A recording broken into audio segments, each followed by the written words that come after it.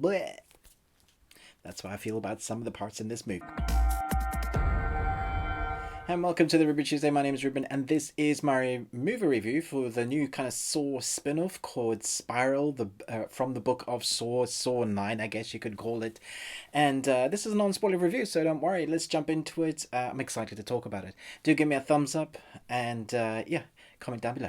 A criminal mastermind unleashes a twisted form of justice in Spiral, the terrifying new chapter from the Book of Saw. Directed by Darren Lynn Bousman, who directed Saw 2, Saw 3, Saw 5. Stars Samuel L. Jackson, Chris Rock, Max Minghella. One of the actors in this that I really like is a kind of partner of the Chris Rock character, Max Minghella, who is fantastic in The Handmaid's Tale. I was very excited to see him in this because I just think he has a lot of screen presence, and I think everybody, for the most part, has some screen presence. One of the biggest surprises for me in this particular, I guess, episode, this new feature horror film that we have now in the Saw franchise, was the cinematography. Some of the shots took me by surprise about how beautiful they looked in a horror film. Sometimes that's quite unusual. Sometimes they can just phone it in. Certainly a lot of the subsequent Saw films did feel like they were just playing by the numbers and just trying to get those gore scare tactics in there for the fans that have been on board with the franchise already.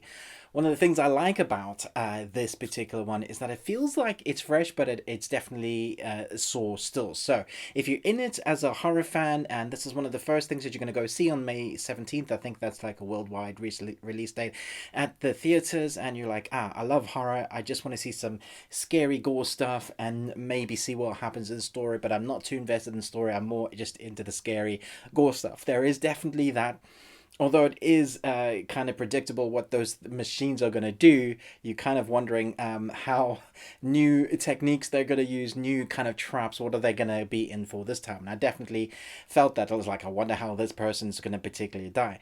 But the story was quite fun. You have this cop who is a good cop in amongst bad cops, and there's some sort of big bad that wants to teach people a lesson. And what kind of works with these Saw films is always giving the person that is trapped that kind of option in the trap. So what are you willing to do to survive? On one hand, you're going to be horribly dismembered and probably won't have life the same anymore, but on the other hand, you could die, and it's always kind of playing the morals of that person that's in there for a reason, the justification of the horror person, you know, the evil serial killer always has this justification as to why they're doing what they do. And I thought that kind of played well in the numbers of, you know, played by numbers in the Spiral game that we're getting. There is definitely a lot of homages. There's definitely a lot of gores. There was a particular moment when I was like, oh, that's gross, and then I was like, oh, and I found myself kind of turning away and going, yeah, I don't want to watch that bit. I do feel like it sometimes did cut away, so it didn't continue because it was just too much. You know, you get those moments where you're seeing a torture device torture people, but there's there's only so much that the human brain, or particularly my brain, can handle. And I was like, yeah, okay.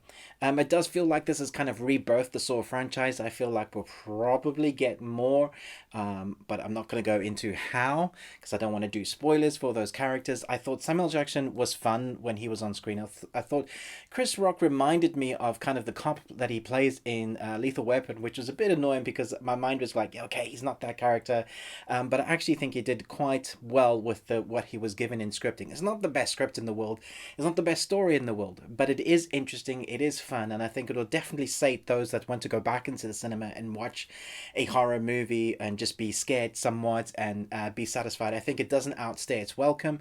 It's shot well, like I was talking about within the cinematography. It has a sort of thing where we could possibly do more of these if it does well. I don't mind seeing more of these. I think there's obviously a platform for them, and people will continue to watch multiple versions of these. Whether they can keep making it interesting, making it fun, what else they can do twisty wise, because they've kind of done it all by now.